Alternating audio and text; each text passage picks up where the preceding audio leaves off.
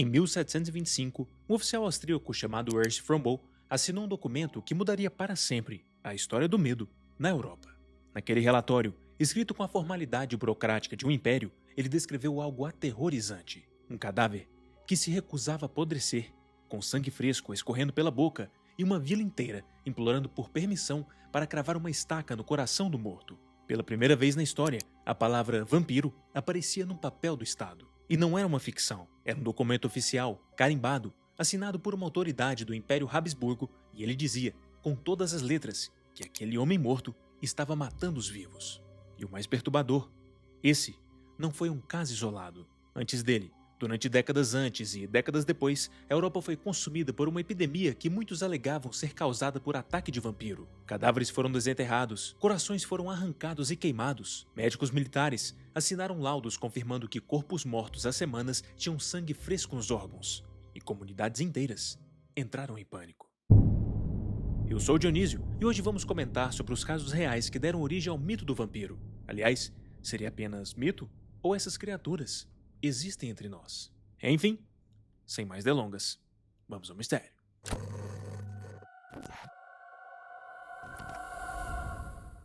Antes de qualquer relatório oficial, existe um nome que aparece nas páginas mais antigas da história vampírica europeia: Juri Grando Alilovich. Ele era um pedreiro que vivia em Kringa, uma pequena vila no interior da península de Istria, do que hoje é a Croácia. Um homem comum, casado com uma mulher chamada Ivana e pai de 2 filhos. Nada na vida dele sugeria que seu nome seria lembrado séculos depois. Mas em 1656, Juri Grande morreu de uma doença não especificada. E foi a partir daí que a história realmente começou. Segundo os relatos da época, nas noites seguintes ao enterro, coisas estranhas começaram a acontecer na vila.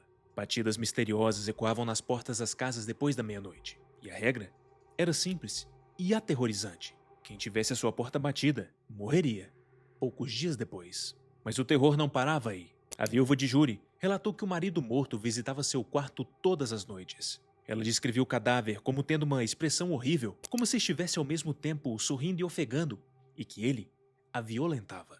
Todo esse tormento foi durante 16 anos. Mais de uma década e meia que a vila de Kringa viveu sob o terror de um morto que se recusava a descansar. O padre da vila, que havia enterrado Juri pessoalmente, reuniu coragem para confrontá-lo. Quando finalmente ficou cara a cara com a aparição, ergueu um crucifixo e recitou orações. E então, de acordo com o relato, o cadáver começou a chorar. Mas ele não parou. Em 1672, o prefeito da vila, Miho Radetic, decidiu que era hora de resolver aquilo de uma vez. Reuniu 9 homens corajosos e foram ao cemitério, armados com um crucifixo e uma estaca de espinheiro. Abriram o caixão de Juri e encontraram algo que os fez recuar de terror. O corpo estava perfeitamente preservado depois de 16 anos. A pele estava intacta e seu rosto ostentava um sorriso. Tentaram cravar a estaca no peito de Juri, mas ela simplesmente ricocheteou. De alguma forma, ela simplesmente não perfurava o seu peito. Foi preciso que um dos 9 homens pegasse um machado e decepasse a cabeça do cadáver. Os relatos dizem que o morto soltou um grito e sangue jorrou do pescoço, enchendo a cova inteira. E, curiosamente, depois disso, a vila finalmente teve paz. Essa história foi registrada em 1689 pelo cientista e historiador Janez Valvassor, na sua obra monumental A Glória do Ducado de Carniola. É considerado o primeiro documento escrito sobre vampiros na história europeia. E o detalhe mais importante é que não se trata de apenas uma lenda passada de boca em boca, mas sim de um evento registrado por um historiador que visitou Kringa pessoalmente, entrevistou moradores e registrou tudo com a metodologia da sua época. A história de Juri Grando não é ficção, não no sentido de ser um vampiro ou não, isso a gente vai discutir um pouco mais à frente, mas a história em si, todo o evento narrado, realmente aconteceu. E é exatamente isso que torna esse caso o ponto zero do vampirismo documentado. Avançamos agora para o ano de 1725, na vila de Kisilova, na Sérvia.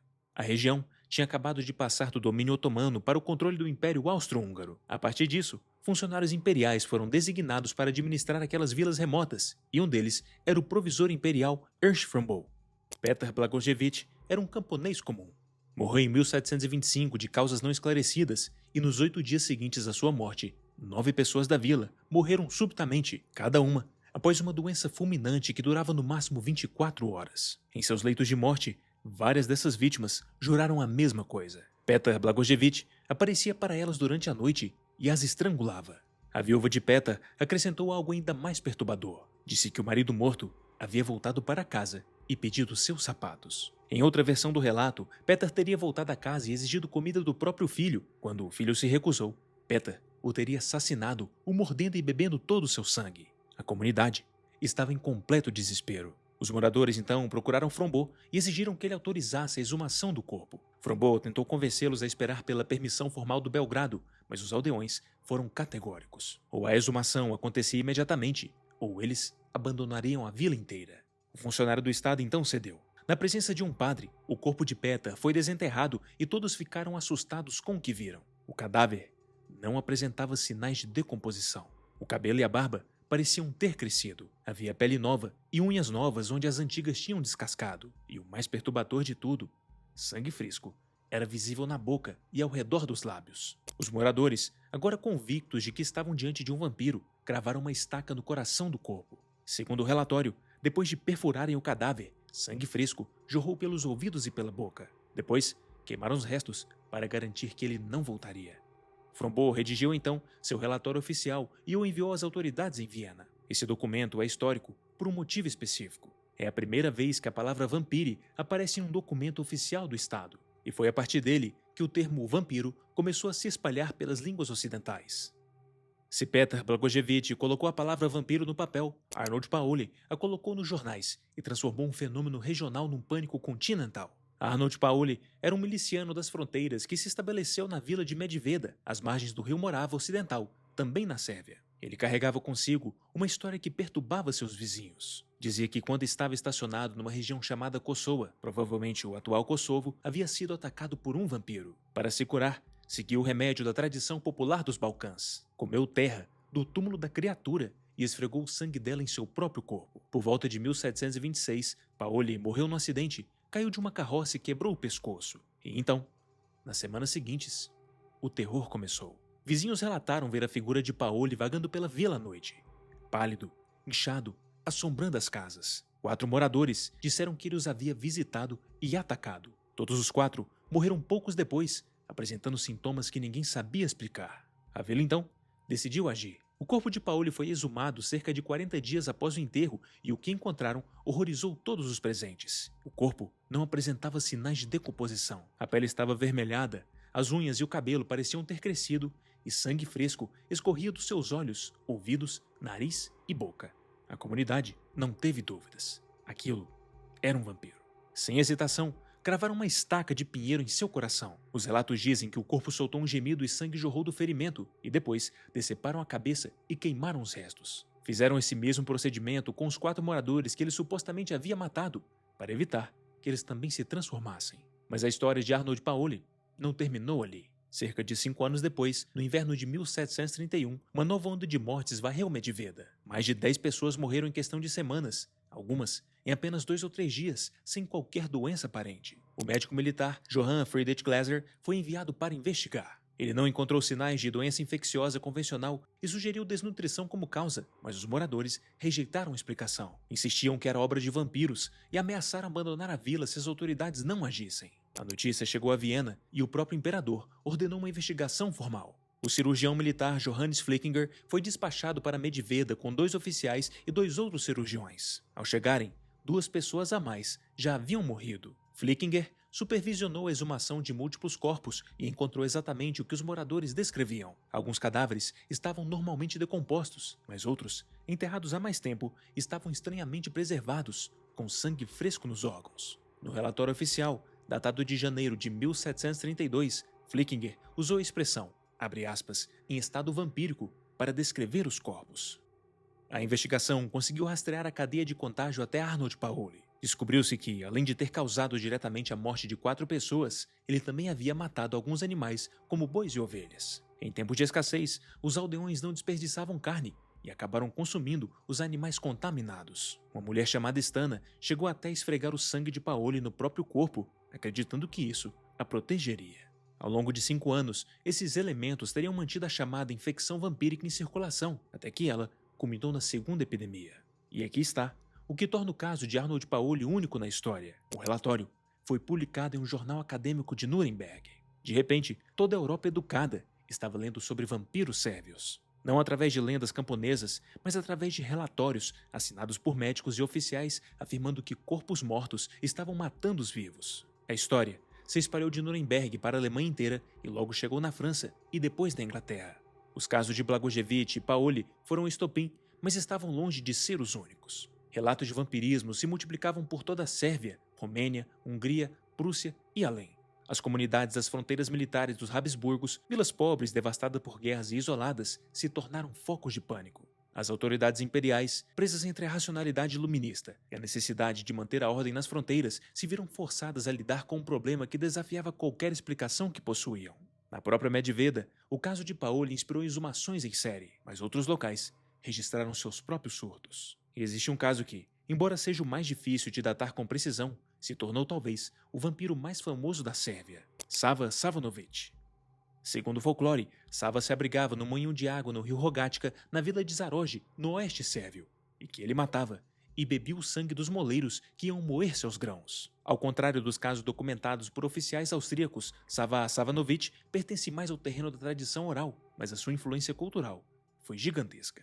A epidemia vampírica continuou até que uma voz de autoridade decidiu encerrá-la. A imperatriz Maria Teresa da Áustria, mãe de Maria Antonieta, cansada dos relatos que humilhavam o império perante a Europa iluminista, enviou seu médico pessoal, George van Swieten, para investigar as alegações.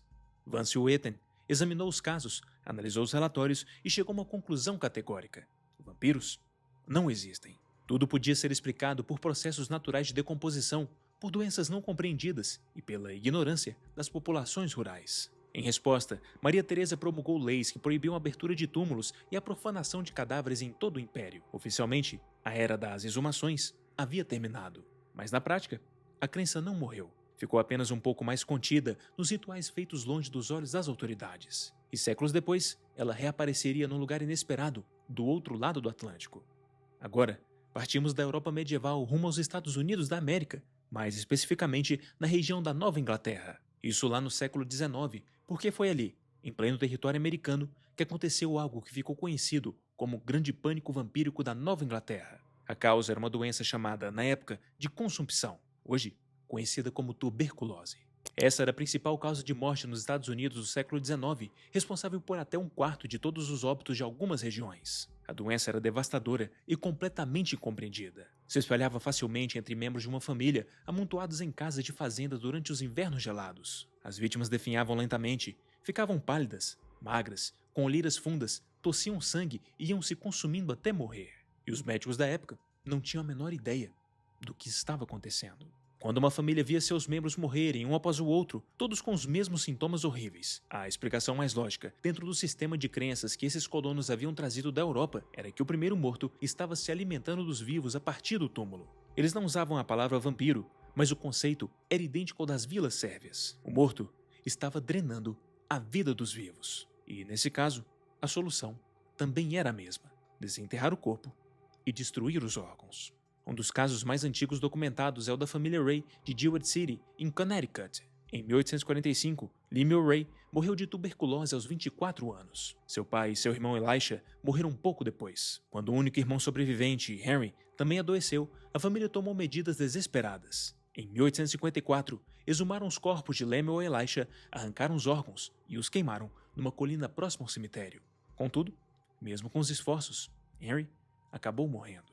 E numa descoberta feita na década de 90, arqueólogos encontraram, a poucos quilômetros da fazenda dos Ray, um cemitério não marcado onde um dos corpos, marcado pelas iniciais JB, havia sido exumado e rearranjado. Seu crânio havia sido removido, o corpo virado de bruços e os fêmures cruzados sobre o peito em forma de cruz. Uma análise de DNA em 2019 identificou as iniciais JB como John Barber, um fazendeiro local que morreu de tuberculose em 1843. Mas o caso mais famoso e documentado de toda a epidemia vampírica americana é, sem dúvida, o de Mercelina Brown de Exeter, em Rhode Island. A tragédia da família Brown começou em dezembro de 1882, quando a mãe, Mary Eliza, morreu de tuberculose. No ano seguinte, a filha mais velha, Mary Olive, também sucumbiu à doença aos 20 anos. O filho Edwin foi o próximo a adoecer e tentou se curar viajando para Colorado Springs, onde o clima seco era considerado benéfico para a cura. Enquanto isso, a filha mais nova, Mercelina, que era apenas uma criança quando perdeu a mãe e a irmã, desenvolveu o que chamavam de tuberculose galopante. Ela ficou assintomática por anos e quando os sintomas apareceram, a doença avançou com velocidade brutal. Com 19 anos, Mercy morreu em janeiro de 1892. Edwin voltou para casa ao saber da morte da irmã, cada vez mais debilitado. A comunidade de Exeter pressionou o pai, George Brown, a tomar uma atitude. George, pessoalmente, não acreditava em vampiros, mas a pressão dos vizinhos era insuportável. Em 17 de março de 1892, os corpos de Mary Eliza, Mary Olive e Mercy foram exumados na presença de um médico local e de um repórter. Os corpos de Eliza e Olive estavam em estado normal de decomposição, mas Mercy estava quase perfeitamente preservada. E quando abriram seu peito, encontraram sangue coagulado no coração. O médico explicou que aquilo era perfeitamente normal para um corpo preservado pelo frio, mas a explicação científica não importou. Para os moradores de Exeter, aquele era o sinal inequívoco de que Mercy Brown era um vampiro. Arrancaram o coração e o fígado, queimaram tudo numa pedra próxima, misturaram as cinzas com água e deram a poção para Edwin beber. Porém, 2 meses depois, Edwin também veio a falecer. Mas a história de Mercy Brown viralizou. Jornais cobriram o caso em detalhes e a notícia se espalhou para Nova York, em seguida para a Inglaterra e depois para toda a Europa. Há indícios de que o próprio Bram Stoker, que nessa época estava trabalhando em seu romance Drácula, teve contato com recortes de jornal sobre o caso.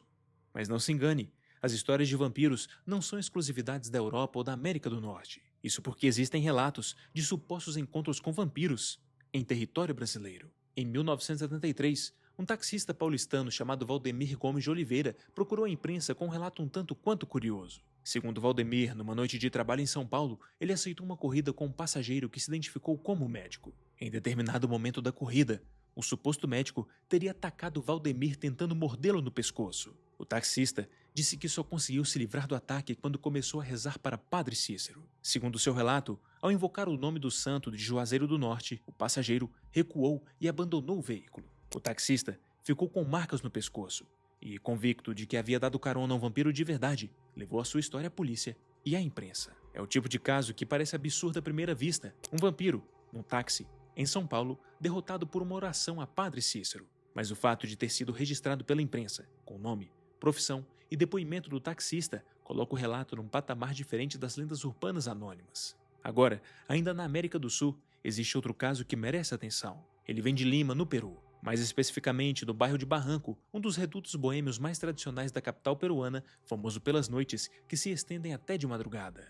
E é justamente nessas madrugadas que, segundo dezenas de relatos acumulados ao longo das décadas, uma criatura caça. A lenda da mulher vampiro de Barranco tem raízes nos anos 50. Tudo começou quando cadáveres de homens passaram a ser encontrados completamente drenados de sangue. A princípio, suspeitaram de cães, mas rapidamente o rumor se espalhou. A responsável pelos ataques era uma mulher vampiro. Testemunhas a descreviam como uma mulher de idade avançada, muito feia, que alguns moradores identificaram como uma anciã dona de um quiosque de doces nos arredores. Segundo os relatos, ela era de origem búlgara e havia imigrado com os pais ainda criança, mal falava espanhol e vivia completamente isolada da comunidade. Indo para os anos 90, a história atingiu seu ápice. Uma série de crimes brutais contra homens sacudiu o bairro. Foi nesse contexto que o jornalista Carlo Valle decidiu investigar. Ele fez vigília no local por 4 noites e na 4ª madrugada, segundo seu próprio depoimento, ele a viu. Escreveu que a mulher, inicialmente atraente, se transformou diante dos seus olhos em algo que ele não conseguia explicar racionalmente. Uma criatura com um rosto subitamente envelhecido, dentes cobertos de musgo e garras no lugar das mãos. O relato de Carlo Valle foi coberto pelo jornal El Comércio, um dos maiores do Peru. E não foi só o jornalista. Vários taxistas de Lima relataram encontros com a mesma entidade. O padrão era sempre semelhante. Uma jovem bonita tomava o táxi de madrugada, pedia para ser levada até as proximidades de um cemitério e, ao chegar ao destino, desaparecia ou se transformava. O pânico eventualmente cessou após os anos 90, mas muitos temem encontrar a vampira de Barranco nas noites solitárias. E quanto às teorias? Bom, o que a ciência diz sobre esses casos? A verdade é que não faltam teorias para explicar o fenômeno dos vampiros. A decomposição mal compreendida é possivelmente a explicação mais abrangente. A maioria dos sinais vampíricos que horrorizavam aldeões e até médicos militares, o corpo preservado, o cabelo e as unhas que pareciam ter crescido e o sangue fresco na boca, são, na verdade, estágios normais de decomposição. A pele se retrai após a morte, fazendo com que cabelos e unhas pareçam mais longos. Os gases da putrefação podem expelir sangue pela boca e pelo nariz, e em certos tipos de solo e condições climáticas, a decomposição pode ser retardada significativamente, produzindo corpos surpreendentemente preservados por meses ou até anos após o enterro. E quando uma estaca era cravada num corpo em decomposição, os gases comprimidos podiam escapar pelas vias aéreas, produzindo um som que parecia um gemido ou até mesmo um grito, o que reforçava a crença de que o morto ainda estava vivo. Já para o evento ocorrido em solo americano, a explicação é a própria tuberculose. A tuberculose é uma doença que se espalha por gotículas aéreas entre pessoas que vivem em contato próximo. Exatamente o que acontecia nas famílias de fazendeiros da Nova Inglaterra, amontoadas em casas pequenas durante longos invernos. A doença poderia ficar latente por anos antes de se manifestar, o que criava a ilusão de que o primeiro morto estava se alimentando dos vivos. O definhamento progressivo, a palidez, fraqueza e emagrecimento se assemelhava à ideia de que alguém estava tendo a sua vitalidade drenada. Outra doença que entra no rol de explicações céticas é a raiva. Essa é uma doença que causa agressividade extrema, hipersensibilidade à luz e à água, espuma na boca e pode ser transmitida por mordida. Elementos que coincidem com características clássicas do vampiro. Historicamente, surto de raiva em regiões rurais da Europa coincidiram com ondas de pânico vampírico. Temos aqui um mordedor noturno, agressivo, que transmite a doença pelo contato. Talvez seja apenas uma pessoa contaminada por raiva, e não um vampiro. E por fim, tem-se a porfiria, uma condição genética rara que afeta a produção de hemoglobina no sangue. Os sintomas incluem fotossensibilidade extrema. A pele pode literalmente se decompor quando exposta à luz solar. Recuo das gengivas expondo os dentes de forma que lembra caninos proeminentes e, em alguns casos, uma coloração avermelhada na urina e nos dentes. Algumas teorias, popularizadas a partir da década de 80, sugeriram que portadores de porfiria poderiam ter sido confundidos com vampiros. Pessoas que evitavam o sol tinham aparência cadavérica e cujas gengivas retraídas davam a impressão de presas. Essa teoria é controversa e muitos especialistas a consideram exagerada. A porfiria é rara demais para explicar uma epidemia continental de medo, mas ela ilustra como condições médicas desconhecidas podem ter alimentado o mito. Agora, quanto aos casos do taxista e da vampira de Barranco, os céticos se dividem basicamente em dois grupos, o de fraude deliberada e o de sugestão. O primeiro grupo é direto. Valdemir teria inventado a história, talvez para ganhar a atenção da imprensa ou talvez por motivações pessoais que nunca saberemos. Não seria a primeira vez e nem a última que alguém fabrica um encontro sobrenatural para aparecer no jornal. O mesmo raciocínio se aplica a Carlo Valli, um jornalista que investiga crimes numa zona boêmia de Lima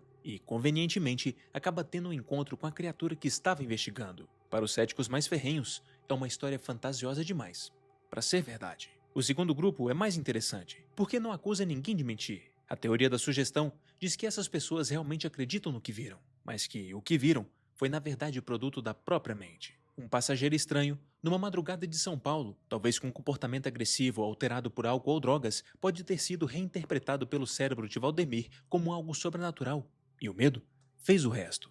No caso de Barranco, Carlo Valli passou 4 madrugadas seguidas em vigília, provavelmente privado de sono, num bairro onde todo mundo só falava em vampiros. Talvez a equação da privação de sono, somada com a expectativa e o medo, resultaram em alucinações vívidas o suficiente para parecerem reais. Mas aqui fica uma reflexão. A teoria da sugestão explica o que Valdemir e Carlo viram, porém, ela não explica necessariamente o que aconteceu com as vítimas que apareceram drenadas de sangue nas praias de Barranco.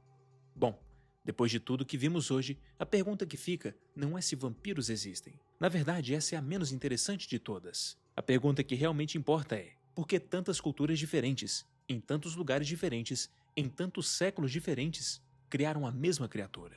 Claro, com algumas variações, mas sempre com o mesmo foco central, a drenagem vital. Pense no que todas essas histórias têm em comum, não na figura do vampiro em si, mas na situação ao redor dele. Temos uma comunidade aterrorizada por mortes inexplicáveis, famílias vendo seus membros definharem um após o outro, corpos que, ao serem desenterrados, não correspondiam à expectativa de decomposição, e o medo ancestral, profundo e universal, o medo de que a morte não seja definitiva, de que os mortos possam voltar e que o túmulo talvez não seja o fim. O vampiro nasceu exatamente nesse vazio, na lacuna, entre o que as pessoas viram e o que conseguiam explicar. E sabe o mais interessante disso tudo? Mesmo após a ciência trazer respostas para essas lacunas, o vampiro não morreu. Ele se transformou em contos, livros, filmes, morando nos pesadelos de pessoas que acreditam na existência dessas criaturas. E esse medo, por mais que a ciência avance, jamais vai desaparecer completamente. E esse foi o vídeo de hoje. Se você chegou até aqui, não esquece de deixar um like, conferir a sua inscrição no canal e ativar o sininho para ser avisado do próximo vídeo. Muito obrigado pela sua atenção e até a próxima.